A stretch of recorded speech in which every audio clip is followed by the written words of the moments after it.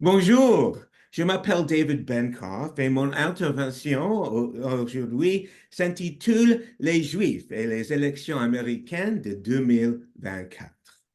Aujourd'hui, on va discuter des raisons pour lesquelles les Juifs aux États-Unis sont généralement libéraux, la possibilité que cela change et quelques commentaires sur l'élection actuelle en général et en ce qui concerne les Juifs. Après la discussion du libéralisme, je vais présenter des informations sur Donald Trump. OK, je n'ai pas fait le chronomètre. Bonjour, je m'appelle David Benkoff et mon intervention s'intitule Les Juifs et les élections américaines de 2024.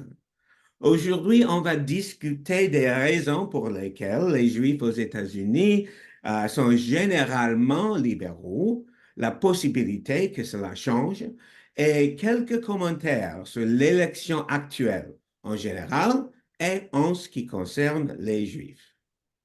Après la discussion du libéralisme, je vais présenter des informations sur Donald Trump et puis sur Joe Biden. J'esquisserai la forme de l'élection automnale avec une description spécifique du calendrier. Et je promets qu'avant de terminer cette présentation, je révélerai ma prévision sur l'identité de vainqueur. Et préparez vos questions parce que je vais réserver beaucoup de temps pour les questions et pour la discussion. Je suis conscient que le système politique américain diffère grandement de celui de votre pays et il peut être un peu compliqué. Si vous avez des questions qui sont nécessaires pour mieux comprendre ma présentation, n'hésitez pas à m'interrompre et je vais répondre.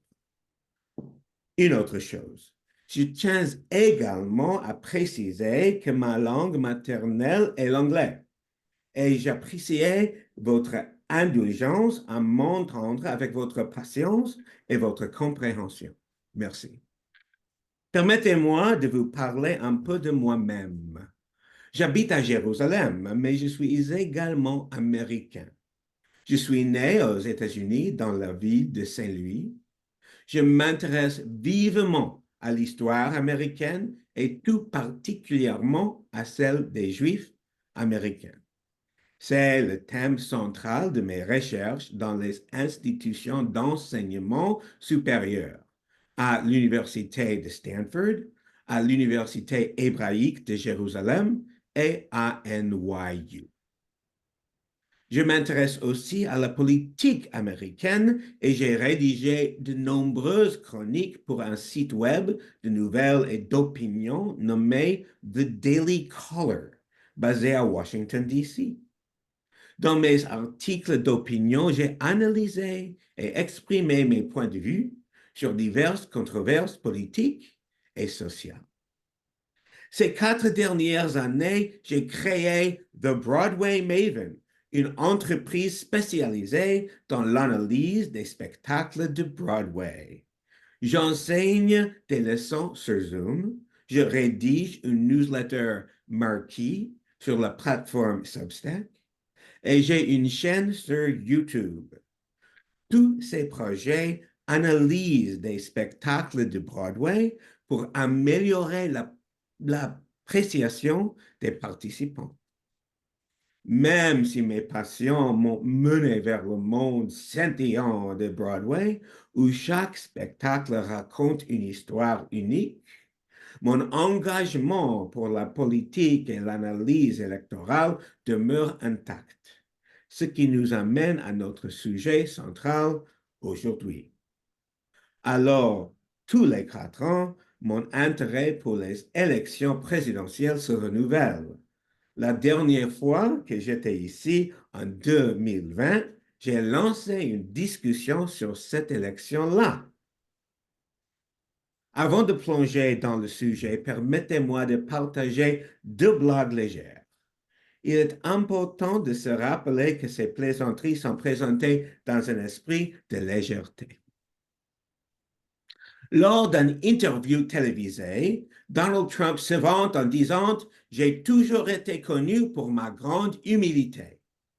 Joe Biden, quant à lui, se vante j'ai toujours été connu pour ma. Pouvez-vous répéter la question? Lors d'une conférence sur l'environnement, Donald Trump déclare le réchauffement climatique, encore un mythe pour entraver le progrès américain. Et Joe Biden rétorque, ha! Apparemment, le seul réchauffement qui vous préoccupe est celui avec la Corée du Nord. C'est parti.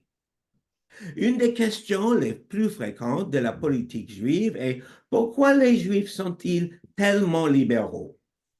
Cette question est essentielle non seulement pour comprendre les dynamiques politiques au sein de la communauté juive américaine, mais elle sert également de contexte important lorsque nous abordons les politiques spécifiques privilégiées par la plupart des Juifs américains dans la politique en général et en ce qui concerne Israël et l'antisémitisme plus spécifiquement. Avant de poursuivre cette exploration, il est essentiel de souligner d'emblée que, comme vous savez, la communauté juive ne se caractérise pas par une idéologie uniforme. Même si une partie significative des Juifs américains s'oriente vers les positions libérales, nous observons une diversité remarquable au sein de cette communauté, avec des individus et des groupes qui adoptent des perspectives conservatrices, modérées, ou d'autres inclinaisons politiques.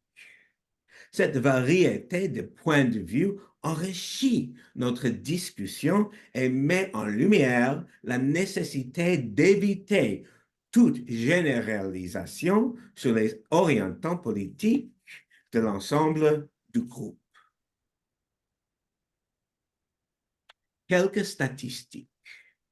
Dans les 8 élections consécutives précédentes celle de Hillary contre Trump, le candidat du Parti démocrate a reçu au moins 64% du scrutin. Mais en 2016, un peu moins, 61% des électeurs juifs ont voté pour Hillary Clinton. Donald Trump a reçu 24%. En 2020, Joe Biden a fait encore mieux que Hillary Clinton face à Trump dans la communauté juive. Environ 77% des électeurs juifs ont voté pour Biden, tandis qu'environ 21% ont soutenu Trump. À chaque grande polémique, les Juifs américains partagent l'opinion libérale. Ils sont pro-choice pour le droit de terminer une grossesse. Ils préfèrent augmenter les impôts, dépenser plus d'argent pour les pauvres, réduire le budget militaire. Ils sont opposés à la peine de mort, au school choice, c'est-à-dire la possibilité pour les parents de choisir des écoles non publiques pour leurs enfants, et au droit du port d'armes. Ils réclament des actions concrètes contre le changement climatique et ils soutiennent l'aide du gouvernement pour soigner le système de santé de la citoyenneté. Qu'est-ce que vous pensez? Explorons quelques raisons qui expliquent la libéralité des Juifs américains. D'abord, 3 raisons que je rejette, plus ou moins. A. La Torah est libérale. Elle parle de la justice, de la miséricorde, de la charité. Dieu nous ordonne de soigner les pauvres. Cette raison est faible, selon moi. La Torah nous ordonne aussi de garder le Shabbat, de manger seulement de la nourriture cachère et de prier 3 fois par jour. Ces Juifs qui appartiennent au Parti démocrate observent-ils ces lois? Pas beaucoup. En outre, la grande partie des Juifs américains ne sont pas experts dans les règles de halakha, la loi juive, et dans les restrictions et exigences de notre écriture.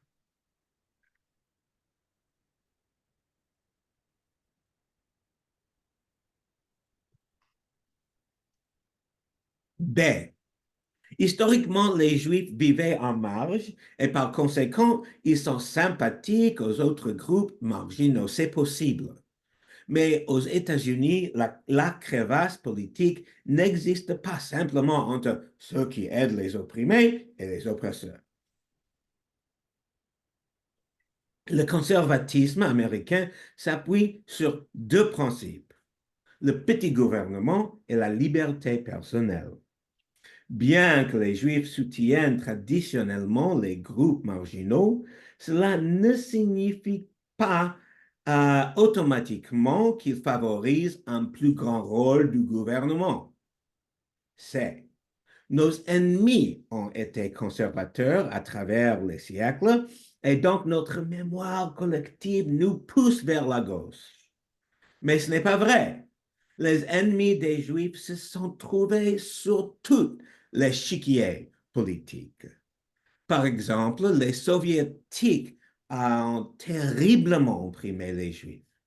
Et dans les années 60, aux États-Unis, un des groupes les plus vocaux à exprimer sur l'antisémitisme était les Noirs extrémistes.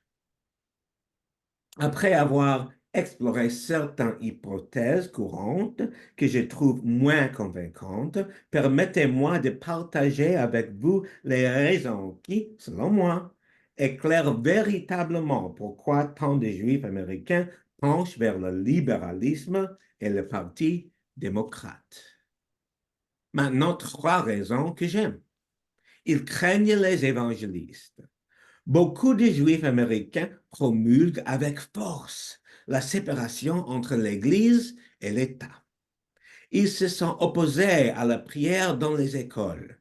Ils sont gênés par la présence de signes religieux dans l'espace public, même fréquemment les menorahs et autres symboles juifs.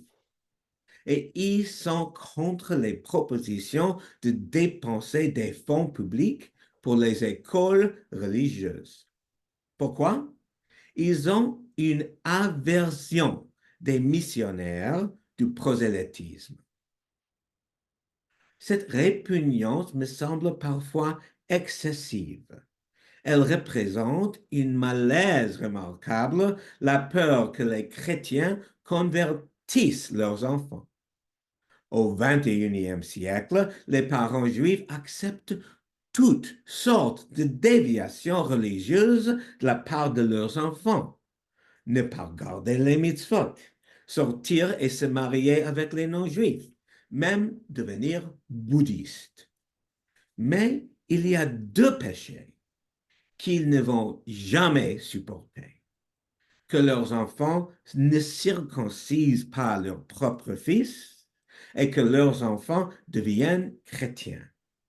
Les Juifs américains ne veulent pas voir les évangélistes au pouvoir et ils sont aussi mal à l'aise à l'idée de participer à côté d'eux aux fonctions du parti.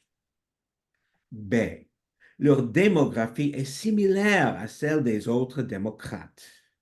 À partir de 1968, à peu près, à chaque fois que la question de la libéralité des Juifs américains est discutée, tout le monde se réfère à une citation du sociologue Milton Himmelfarb: Jews earn like Episcopalians, but vote like Puerto Ricans. Ça veut dire les Juifs gagnent comme les Épiscopaliens, mais votent comme les Puertoricains. Le sens de cette phrase est que les Juifs sont riches ou de la classe moyenne, comme les Américains de la classe supérieure et la bourgeoisie. Ce secteur sociologique, en général, votait pour le Parti républicain. Mais les Juifs votaient comme le prolétariat, les moins aisés. Donc, le puzzle que Imhoff a présenté et pourquoi un groupe avec de telles ressources voterait contre ses intérêts financiers. Et par la suite, pendant le demi-siècle qui a suivi la citation, elle a été répétée et répétée. Ils incluent cette fameuse citation pour commencer la discussion. Et ils présument que rien n'a changé, mais beaucoup a changé. Au XXIe siècle, les épiscopaliens ne votent comme des épiscopaliens. Voyons des données. Selon l'entreprise Pew qui prépare des enquêtes, les Juifs se penchent vers les démocrates à 67 contre 31%. Aujourd'hui, les épiscopaliens se penchent vers les démocrates à 39%. Alors que les Américains aisés de toute confession se sont tournés vers le Parti démocrate, les épiscopaliens ont rejoint les Juifs pour soutenir les candidats libéraux au XXIe siècle. Aussi, beaucoup des Juifs sont de la moyenne classe ou plus, et la plupart sont installés sur les deux côtes, Est et Ouest. Dans chaque cas, ils votent comme les autres Américains libéraux dans ces secteurs. C'est leurs parents étaient démocrates. Cela, c'est l'explication la plus simple et peut-être aussi la plus convaincante. Les chercheurs en sciences politiques réaffirment fréquemment qu'il existe un facteur de prédiction du comportement d'un électeur plus efficace que les autres. Ce n'est ni la race, ni le genre, ni la région, ni la classe. C'est le parti pour lequel les parents ont voté. Cela veut dire qu'aux États-Unis et en politique, il existe une certaine inertie. Beaucoup des grands-parents des Juifs de notre siècle gardaient lors de leur migration, il y a 100 ou 150 ans, des traditions socialistes. D'autres étaient des pauvres, des ouvriers, qui aimaient la politique de gauche, qui demandaient des restrictions sanitaires et la sécurité des usines et des autres lieux de travail. Leurs enfants étaient peut-être médecins, avocats ou hommes et femmes d'affaires, mais ils adoptaient les traditions politiques de leurs parents, et ainsi de suite avec leurs enfants. Bien sûr, le changement politique dans une famille n'est pas rare, mais pour la plupart de la communauté, l'inertie familiale contrôle la politique.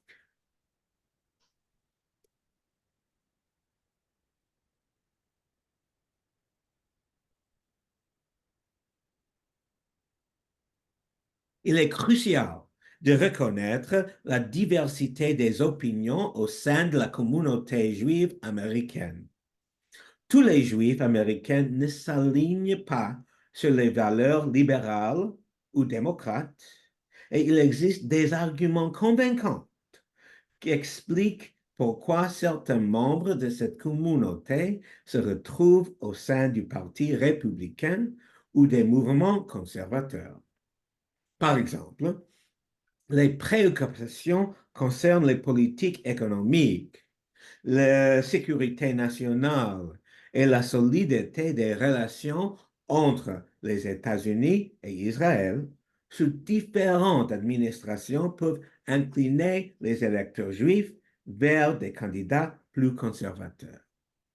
Les critiques de la position du Parti démocrate sur Israël arguent que les récents changements au sein du parti pourraient affaiblir le soutien bipartite de longue date pour Israël, poussant certains Juifs américains à reconsidérer leur allégeance politique. De plus, la montée de l'antisémitisme aux deux extrémités du spectre politique nécessite une réponse nuancée qui dépassent les frontières politiques traditionnelles, mettant au défi les Juifs américains d'évaluer les candidats sur la base de leurs actions et politiques contre l'antisémitisme, plutôt que sur leur appartenance partisane seule. Et notamment, l'orientation politique des Juifs orthodoxes aux États-Unis a connu un net glissement vers le parti républicain ces dernières années. Un changement significatif attribuable à leurs valeurs conservatrices, notamment en ce qui concerne les questions sociales et le soutien à Israël. Ce glissement met en lumière les nuances au sein de la communauté juive où différents groupes peuvent avoir des priorités variées influençant leurs choix politiques. Les découvertes récentes du Pew Research Center soulignent cette tendance, avec 75% des Juifs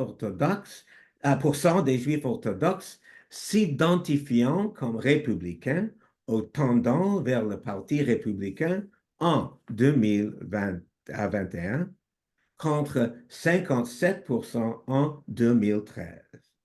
Cette augmentation notable contraste avec la population juive américaine dans son ensemble, qui soutient majoritairement le Parti démocrate. Le fort soutien des Juifs orthodoxes à l'ancien président Donald Trump, en particulier pour sa politique envers Israël, souligne cette évolution politique. L'administration Trump a été particulièrement bien accueillie au sein de la communauté juive orthodoxe pour des actions telles que le transfert de l'ambassade des États-Unis à Jérusalem et la promotion des accords d'Abraham, qui ont normalisé les relations entre Israël et plusieurs pays arabes. Ces tendances indiquent que la communauté juive orthodoxe aux États-Unis devient non seulement plus conservatrice sur le plan politique, mais s'aligne également de plus en plus sur les positions républicaines sur des questions clés, la différenciant ainsi de la démographie juive américaine plus large. Mais c'est possible aussi qu'avec la guerre à Gaza et la croissance de l'antisémitisme domestique à gauche, la loyauté des Juifs non orthodoxes au Parti démocrate est en train de diminuer aussi. Une enquête de l'Institut de politique du peuple juif révèle que la majorité des Juifs américains favorise Joe Biden sur Donald Trump pour les relations Israël-États-Unis. Mais la guerre à Gaza influence leurs décisions pour les élections de novembre 2024. Alors que 86 des libéraux soutiendraient Biden et 90% des conservateurs opteraient pour Trump, un déclin notable du soutien américain à Israël a été reporté depuis janvier. Chez les centristes, 67% estiment que les États-Unis n'appuient pas suffisamment à Israël, à une augmentation par rapport aux enquêtes précédentes, sans changement notable parmi les extrêmes libéraux ou conservateurs. Cette perspective nous montre l'évolution des tendances politiques au sein de différents sous-groupes de la communauté juive. Examinons maintenant des données récentes qui pourraient révéler des surprises quant aux préférences politiques actuelles des Juifs américains. Ici, des données choquantes. Dans un sondage réalisé par le Siena College et publié récemment, un groupe d'électeurs juifs de New York a été interrogé sur leurs préférences de candidats pour les prochaines élections nationales. Les résultats ont été surprenants. Selon ce sondage, 53 des Juifs new-yorkais préfèrent Trump et 44% Biden.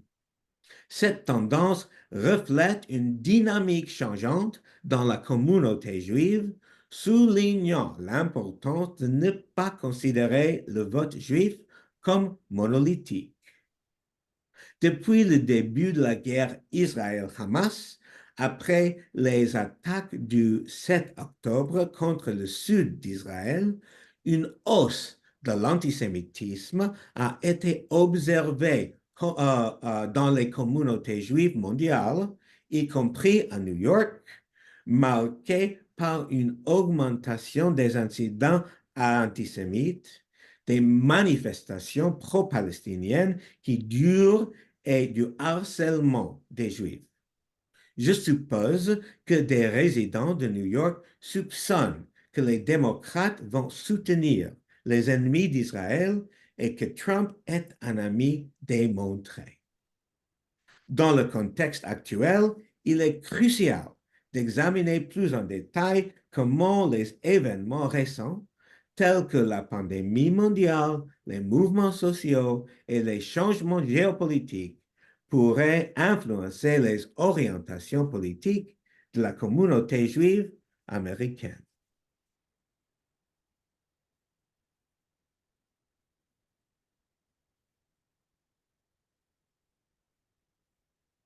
Avant de nous plonger dans l'examen détaillé des figures politiques actuelles, il est primordial de souligner que les opinions et les tendances politiques parmi la communauté juive américaine sont vastes et diversifiées.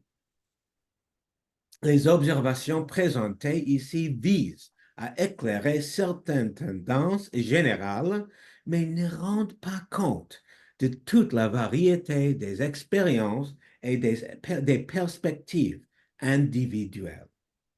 Maintenant, engageons-nous dans une exploration de la dynamique complexe de la politique américaine en examinant spécifiquement la relation entre les Juifs américains, les questions juives et les deux candidats pour la présidence cet automne, Donald Trump et Joe Biden. Notre exploration mettra en relief leurs expériences et positions historiques, ainsi que leur politique sur des sujets cruciaux, tels qu'Israël et l'antisémitisme. Dans le paysage politique américain, la présidence de Donald Trump a marqué une période de transformation significative, notamment dans les relations entre les États-Unis, Israël et la communauté juive américaine. L'une des mesures les plus emblématiques de son mandat a été le déplacement de l'ambassade des États-Unis de Tel Aviv à Jérusalem en mai 2018, affirmant officiellement Jérusalem comme capitale d'Israël. Cette action, longtemps promise par ses prédécesseurs, mais jamais réalisée, a été perçue comme un soutien solide à la souveraineté d'Israël, marquant un virage historique dans la politique étrangère américaine et accueilli avec enthousiasme par une grande partie de la communauté juive.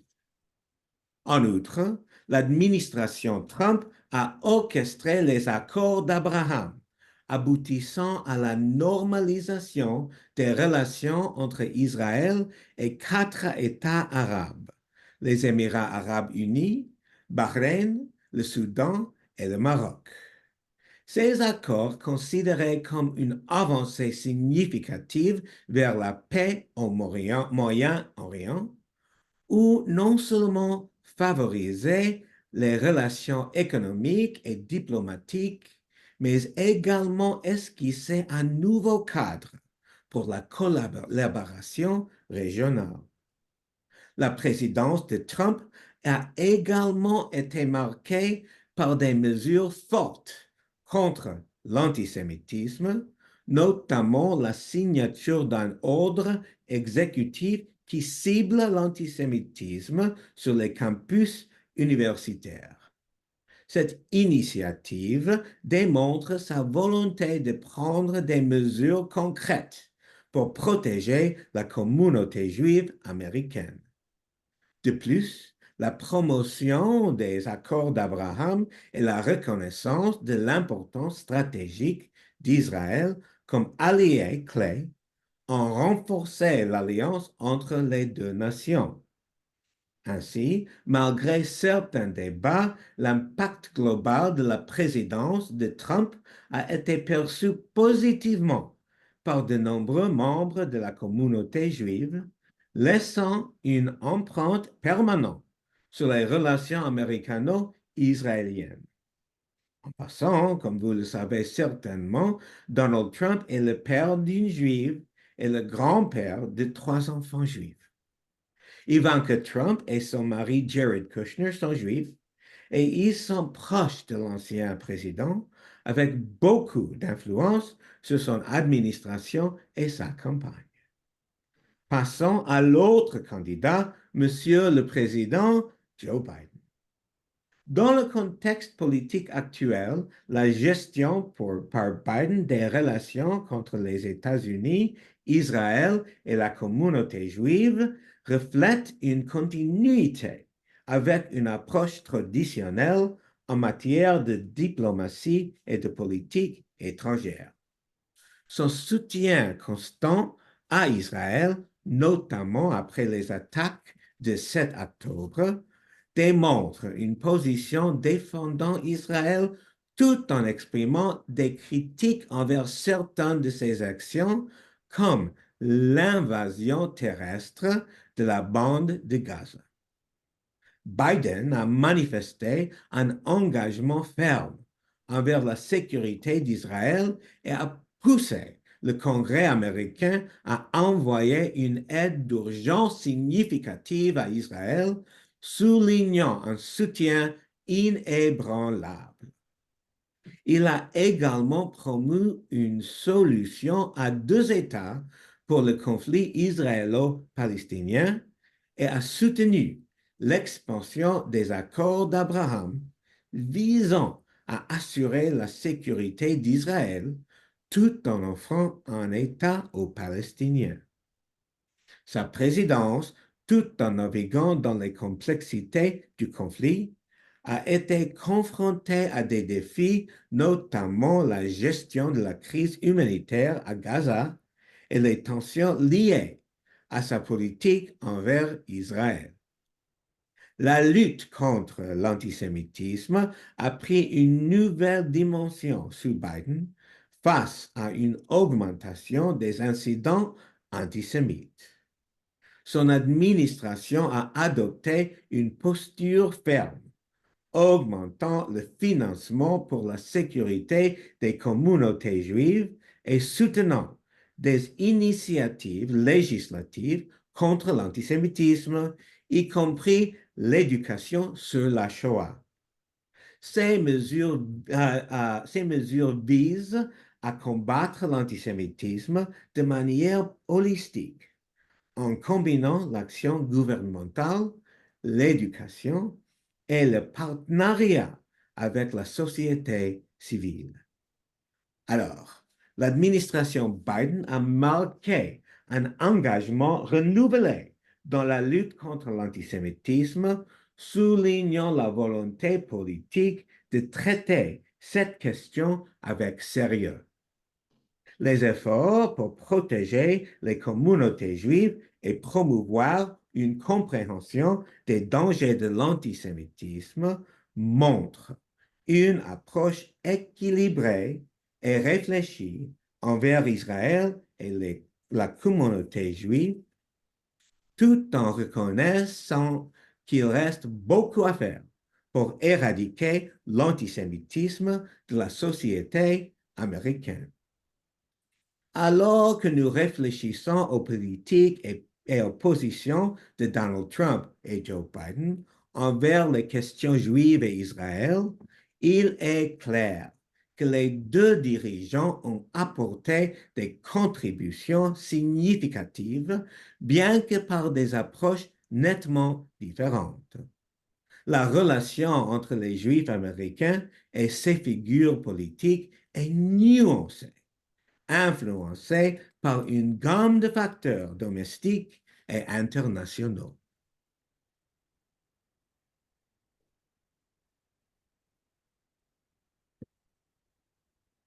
Maintenant, je vais vous présenter le calendrier de l'élection. Tout d'abord, les conventions. La convention républicaine aura lieu en premier en juillet à Milwaukee, Wisconsin. Elle promet d'être intéressante davantage pour la vice-présidence que pour la présidence. L'enthousiasme pour Trump est intense du côté républicain et la convention sera l'occasion de célébrer son influence sur le parti. Cependant, Trump n'a pas encore annoncé son choix pour le vice-président. Il pourrait attendre la convention ou il peut être déjà présenté à où il a peut-être déjà présenté sa candidature. Je m'attends à ce que ce soit une femme ou une personne de couleur, mais son discours d'acceptation de la nomination sera son premier grand discours national. Puisque tous les leaders qui donneront les autres discours majeurs, Biden, Trump, Harris, seront déjà connus. Ce message-ci du candidat pour la vice-présidence va provoquer probablement beaucoup d'intérêt et enthousiasme. Mais qui sera le colistier?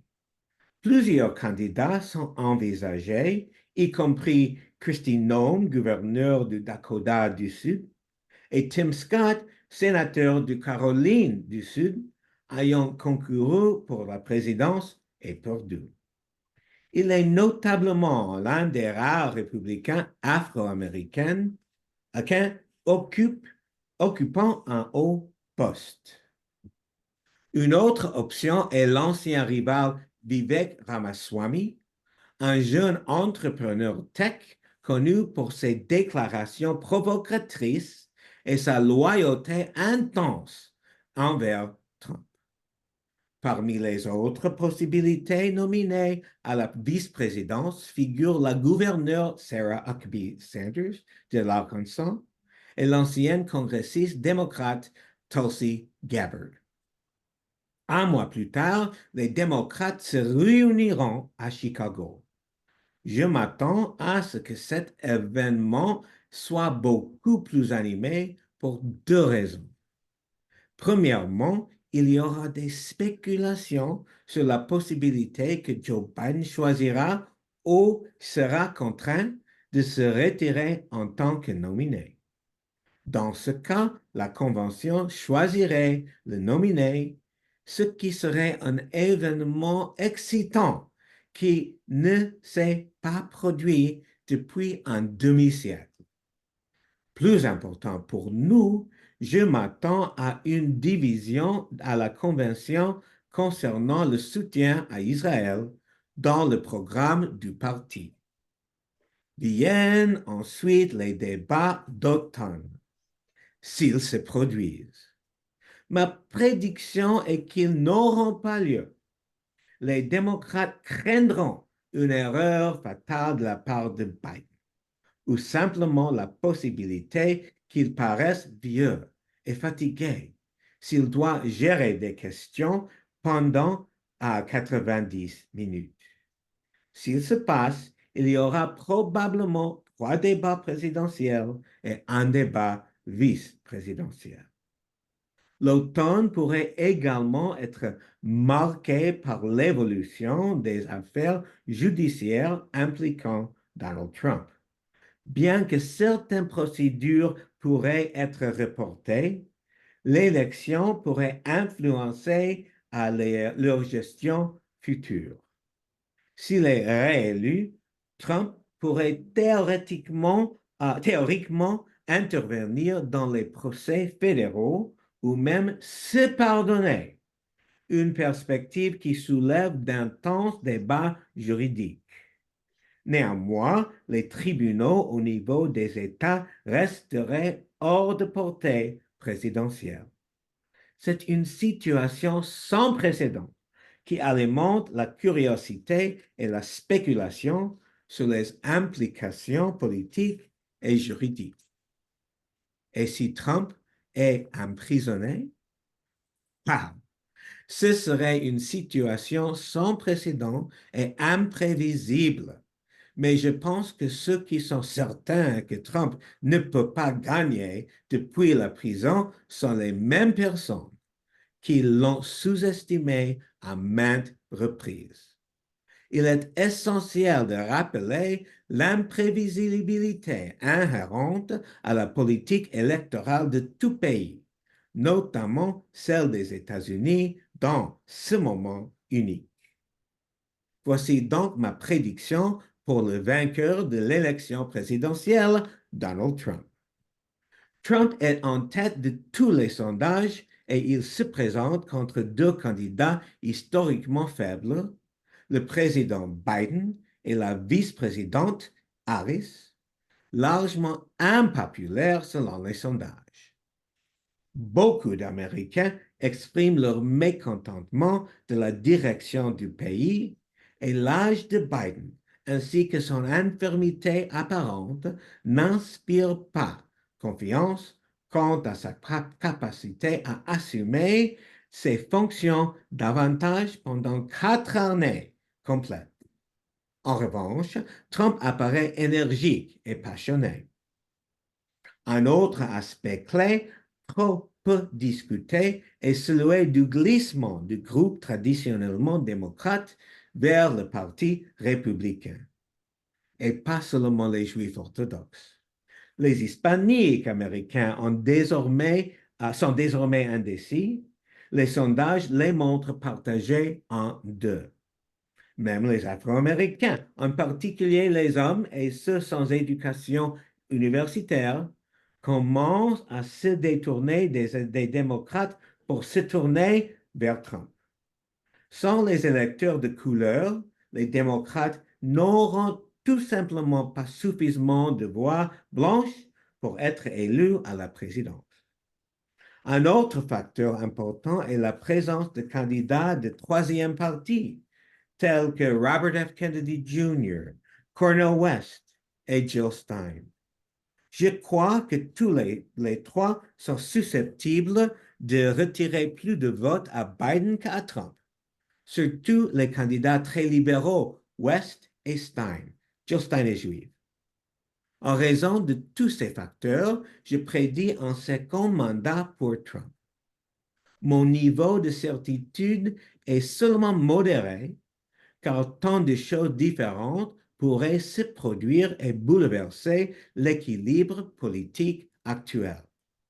Mais à moins que quelque chose d'inattendu se produise, Trump retournera à la Maison-Blanche en 2025. Pour terminer, une blague davantage. Pourquoi Joe Biden a-t-il défié Donald Trump à jouer aux dames? Parce que c'est un jeu rapide. Il savait que Trump déclarerait victoire même si Biden gagnait, et Biden préfère se coucher tôt. Merci pour l'audition. Question? Super, très très bien.